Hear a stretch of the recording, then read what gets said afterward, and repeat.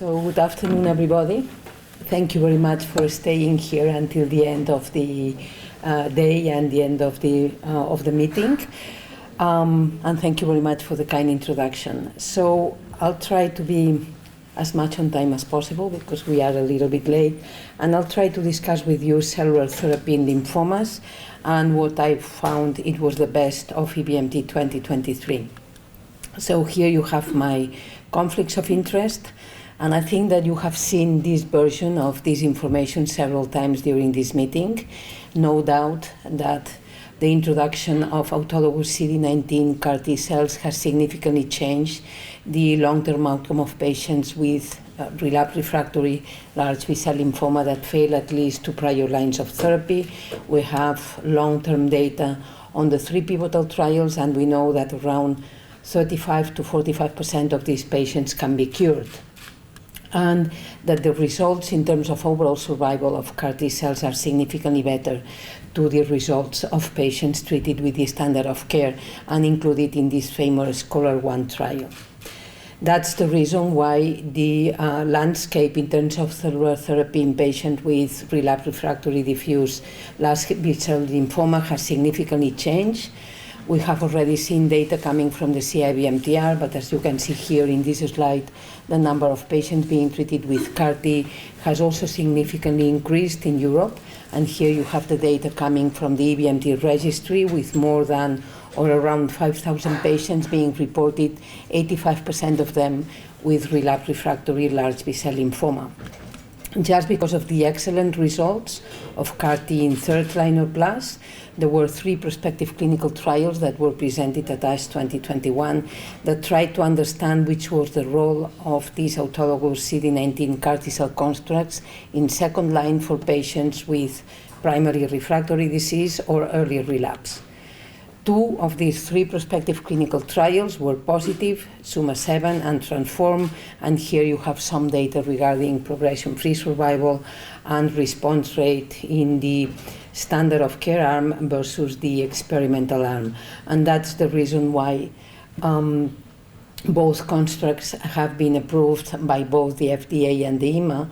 Axi-cel is already being used, and also Lysocell in US, and Axi-cel is being used also in some European countries. We also have information regarding 2 prospective clinical trials that looked at the potential use of CAR T cells in second line in patients that were transplant ineligible. So here you have some data on the pilot study that was performed in several centers in US. The number of patients included was 61, and it was basically checking the possibility to use Lysocell in this specific population of patients. You can see here excellent response rate with an overall response rate of 80%, a complete remission rate of 54%, and really a very mild toxicity profile as we are used to see when talking about Lysocell. And the other important prospective clinical trial I want to mention is a prospective clinical trial performed by the LYSA that was presented as an oral communication at the last ASH meeting. It's the Alicante study, that it's a very small phase 2 prospective clinical trial looking at Axi-cel second line in patients that are not candidates for an autologous stem cell transplant. So you can see that with a very short median follow-up, only 10 months, the median progression-free survival is 11 months. It was really an elderly population of patients. Neurological toxicity, as you may imagine, was the most important side effect of the administration of Axi-cel in this specific group of patients, and non-relapse mortality was around 10%. I have to say that there were not so many oral communication regarding CAR T and lymphomas in the last EBMT meeting, and then I want to highlight, apart from oral presentations that I'm going to show you later on, some data coming from some educational sessions that I thought they were really interesting. So we have a lot of information regarding the role of CAR T in patients with relapsed refractory aggressive B-cell lymphomas. It was important to demonstrate that real-world data are similar to the ones that we have seen in pivotal trials, and this is one of the different things that Catherine Thieblemont presented in one of the educational sessions. So here you have data coming from the DESCART registry, that probably is the biggest one in Europe, including more than 600 patients. 550 were treated with CAR-T, 200 patients with T-cell, and 350 patients treated with axi-cell. And here you have some overall survival and progression-free survival curves. So the first important thing is that those patients that made it to CAR-T had a significant better overall survival. So this is one thing that we might think it's quite obvious. And results in terms of progression-free survival and duration of response were quite similar to what we can see in pivotal trials, 44% and 57% respectively, with a median follow-up of 6.5 months. We also have data, and she presented data from the UK real-world experience with patients being analyzed centrally in a kind of MDT committee that they have in UK.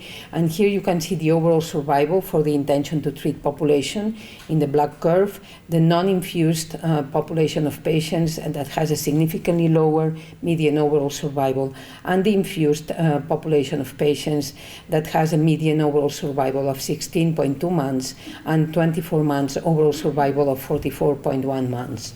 They established a retrospective comparison between AXI and TISA, as it has been done by other registries and by other authors. And as you can see here, AXI was the winner with a better median progression-free survival, 12 months progression-free survival, and median overall survival. And finally, she also presented some data from the real-world experience of the Spanish lymphoma and stem cell transplantation group. Here, what we did was to compare patients being treated with CAR-T with the standard of care in terms of overall survival and progression-free survival. And as you can see here in this slide, those patients being treated with CAR-T in a similar way that was demonstrated with this propensity score retrospective analysis between patients included in the Scholar 1 and patients in Zuma 1. In this case, also patients being treated with CAR-T enjoyed a better progression-free survival and overall survival than those patients being treated with the standard of care. Another important thing that we have to take into consideration is how to select the best candidates. And although initially everybody thought that CAR-Ts were going to cure all the patients that were treated with this new treatment strategy, the reality is that this is not exactly the situation. So nowadays we know that tumor burden make a difference, and these are results from a retrospective analysis from the French cooperative group indicating that TMTB and the number of extranodal sites make a difference in terms of progression-free survival. Those patients with more than 2 extranodal sites and patients with high TMTB do significantly worse in terms of progression-free survival. We know that performance status is a very important prognostic factor for the long-term outcome, as well as the values of CRP and LDH, as you can see here in this slide. And interestingly, and this is a retrospective analysis that was presented as an oral communication at the last ASH meeting, also the prior exposure of the patients to bendamustine significantly modifies the possibility to achieve a complete remission rate after CAR T-cell infusion and to enjoy a good progression-free survival. So this is one thing that we may want to take into consideration when thinking about patients that are going to be potential candidates for CAR T-cells later on in their treatment strategy. So when selecting patients for CAR T-cell therapy, we have to take into consideration patient characteristics, so performance status, comorbidities, infections, and viral status. We also take into consideration organ function, so lymphocytes, pulmonary function tests, cardiac functions, liver and renal function test, and also age is included here as a question mark because we know that age limits are more flexible when considering CAR-T than when considering autologous and allogeneic stem cell transplantation. If we talk about disease, tumor burden, looking at LDH, TMTB, and number of extranodal sites, and of course, prior disease history. The other important thing that Catherine mentioned in her presentation was what to do with those patients that relapse after CAR-T. Because unfortunately, although CAR-T are curing around 40% of the patients, we have a significant proportion of patients that fail after CAR-T cell therapy. And she was basically mentioned the possibility or the interest of including bispecific monoclonal antibodies in this specific setting. They are an effective option. The LYSA group did a retrospective analysis looking at different treatment options of patients relapsing after CAR-T, and as you can see here, bispecifics seem to be a better overall response rate than other treatment options. And you know that we have 2 pivotal trials. Here you have some data regarding the glofitamab expansion cohort in terms of response and duration of response, and also data coming from the use of epcoritamab, 2 very effective bispecific monoclonal antibodies that have specifically been tested in this group of patients that failed CAR-T. Okay, so what else did we have in the EBMT regarding CAR-Ts in relapsed refractory large B-cell lymphoma? First of all, I want to play a little bit here the devil's advocate, and I want to reactivate the potential role of autologous stem cell transplant, which probably, or maybe it's going to not to disappear, but to significantly decrease in the near future. So we know that one of the reasons why autologous stem cell transplantation is not effective in patients with early relapse of primary refractory disease is because of the incapacity of salvage treatment strategies to achieve a complete remission or a partial remission. And that was demonstrated in the CORAL trial and in the ORCHARD trial, and also in the 2 positive phase 3 prospective clinical trials that gave the indication to CAR-T in this specific setting. So that was an oral presentation at the EBMT that looked at the combination of epcoritamab plus rituximab DHAX in patients with relapsed refractory large B-cell lymphoma that were candidates for an autologous stem cell transplant. And the objective here was to try to increase the overall response rate and complete remission rate in patients that were potentially candidates for an autologous stem cell transplantation. So only a small number of patients being included, 29 patients. Some of them went into the autologous stem cell transplantation procedure. Other patients continued with maintenance therapy with epcoritamab. And here you have 66% of the patients that progressed within the first 12 months, and a significant proportion of patients that had primary refractory disease. So as you can see here, the overall response rate was 85% with a complete remission rate of 67%. If we look at those patients that went on being consolidated with an autologous stem cell transplant, 81% of the patients were in a metabolic complete remission, and this efficacy was also consistent in patients with primary refractory disease, with an overall response rate of 82% and a complete remission rate of 59%. So another I think that important piece of information is what happens to allogeneic stem cell transplantation nowadays in diffuse large B-cell lymphoma in the era of CAR-T. As you may remember, allotransplant was the standard of care for those young patients that failed an autologous stem cell transplantation. So there was a retrospective analysis that was presented by Bertram Glass regarding the comparison between allotransplant and CAR-T cells in patients with relapsed refractory diffuse large B-cell lymphoma, third line or plus, being included in the registry from January 2016 to May 2021. As you can see in this slide, there were some differential clinical characteristics between both groups of patients. The follow-up was shorter in the CAR-T cell treated group. CAR-T cell patients were older. They were more frequently with active disease at the time of treatment.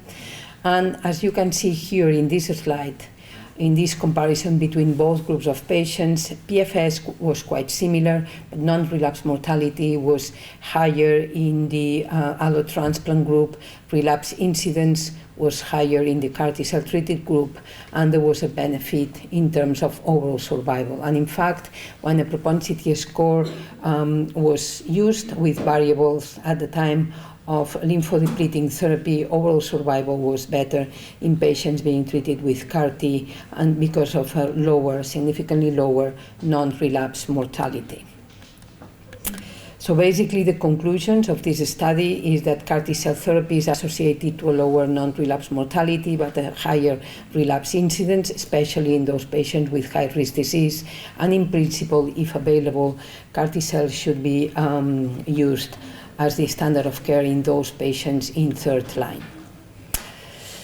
Another provocative oral communication at the EBMT is this propensity score comparison between standard of care in patients with relapsed refractory diffuse large B-cell lymphoma versus CAR T, patients included in ZUMA-1, and versus bispecific monoclonal antibodies, basically patients included in the pivotal trial of epcoritamab. And the authors looked at differences in terms of overall response rate and in terms of overall survival after the treatment. As you can see in this slide, bispecifics compare favorably with the standard of care and had a similar overall response rate and complete remission rate that patients included in ZUMA-1. And if you look at the overall survival curves, overall survival was significantly better for those patients being treated with bispecifics in relation to those patients being treated with chemoimmunotherapy, but with no differences between epcoritamab, in this case, and patients being treated with CAR T. So I also thought that that presentation was really interesting, basically taking into consideration that bispecifics are going to come quite shortly into the market, and we have problems of accessibility of CAR T around the world. Another oral communication that was presented at the EBMT was looking at the role of CAR T in patients with primary and secondary CNS lymphoma. That's a retrospective analysis that included 74 patients. As you know, patients with CNS lymphoma were mostly excluded from pivotal trials, and we don't have a lot of information regarding them. 86% of these patients had secondary CNS lymphoma. More than 60% of the patients had received at least 3 prior lines of therapy, and we have almost 70% of the patients that were treated with refractory or progressive disease. With a short median follow-up, the overall survival at 12 months was 51%, and progression-free survival was 34%. Relapse incidence 60%, and non-relapse mortality was 7%. So I'm going to move to mantle cell lymphoma, and I'm going to present some slides of a debate that was developed within the general meeting of the Lymphoma Working Party between CAR T cells in mantle cell lymphoma that was basically supported by Gloria Jacoboni from Barcelona, Spain, and the role of allogeneic stem cell transplantation in mantle cell lymphoma that was supported by Sascha Dietrich from Germany. And as you know, those patients with mantle cell lymphoma that fail BTK inhibitors really have a very poor prognosis in the long term, and the reality is that until the advent of brexucabtagene, we didn't have really a very good treatment for these patients. And this is only a summary of the characteristics of the pivotal trial that was published in New England Journal of Medicine in 2020, the ZUMA-2 trial that gave the indication to Brexucel both by the FDA and the EMA in patients with relapsed refractory mantle cell lymphoma. The primary endpoint was overall response rate. You can see here the key secondary endpoints. Patients were able to receive different sorts of optional bridging therapy and brexucabtagene at a fixed dose of 2 times 10 to the 6 cells per kilo. So the overall response rate was really astonishingly high, 93%, with 67% of the patients being able to achieve a complete remission. No significant differences in terms of overall response rate, depending on the different subgroups that were analyzed in the subgroup analysis, and no fatalities due to CRS or neurotoxicity. We have data on the long-term follow-up of patients included in SUMA-2 with this 3 years follow-up that was published in JCO in 2022. You can see that basically really interesting results for those patients that achieve a complete remission, with significantly poor results in those patients that only achieved a partial remission or that did not respond. In the same way that there was a propensity score retrospective analysis between the standard of care and SUMA-1 in patients with relapsed refractory diffuse large B-cell lymphoma. A similar exercise was performed with patients with mantle cell lymphoma. So there was a comparison between those patients included in SUMA-2 versus the standard of care coming from patients included in different centers in different European countries. And as you can see here, the 15 months overall survival was significantly favoring those patients that were treated with Brexucell in relation to those patients that were treated with the standard of care at that time. And the other important piece of information I want to mention is the efficacy of Brexucell in real world. And we have data coming from different centers in Europe. We also have real world evidence coming from US. This is the European experience, including 33 patients that were infused from February 2020 to August 2021, with a median follow-up of 10.1 months. The 12 months progression-free survival is 50.8%. And the safety profile, here you can see some differences regarding the percentage of patients developing grade 3 or plus CRS, similar proportion of patients developing neurological events, and this might be related to the different use of TOSI and corticosteroids in real life. So differences between CAR-T and allo, they are depicted here in this slide, and probably if we put pros and cons, of course, CAR-T cells would be the first cellular option for patients with relapsed refractory mantle cell lymphoma, as opposed to allogeneic stem cell transplantation. And that was an issue that was already discussed in a consensus and positioning paper that was published, I think, a few years ago from different transplant and cellular therapy societies, EBMT, CIBMTR, and ASTCT. Only one slide regarding follicular lymphoma.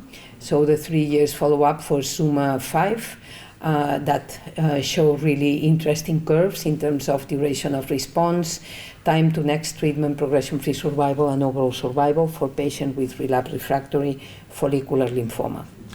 And this is the conclusion slide.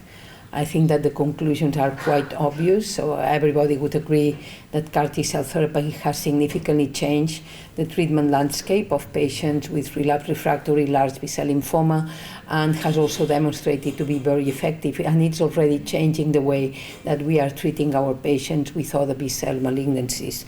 There are quite a few or a lot of questions to be answered.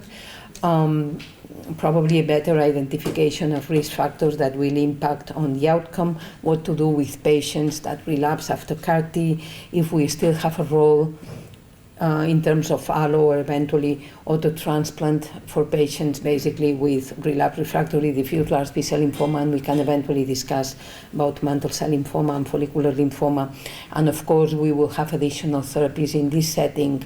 Bispecific monoclonal antibodies probably are the most interesting one that might eventually be competing with CAR-T, at least in some parts of the world and in some centers. So with that, I really want to thank you very much for your attention. I want to thank, let's say, EBMT and all the authors that provided me with, I would say that most of the slides that I have presented here. SSBMT for organizing this meeting and for, let's say, taking care of all the logistics and allowing, let's say, to give you the best of EBMT over the last few years.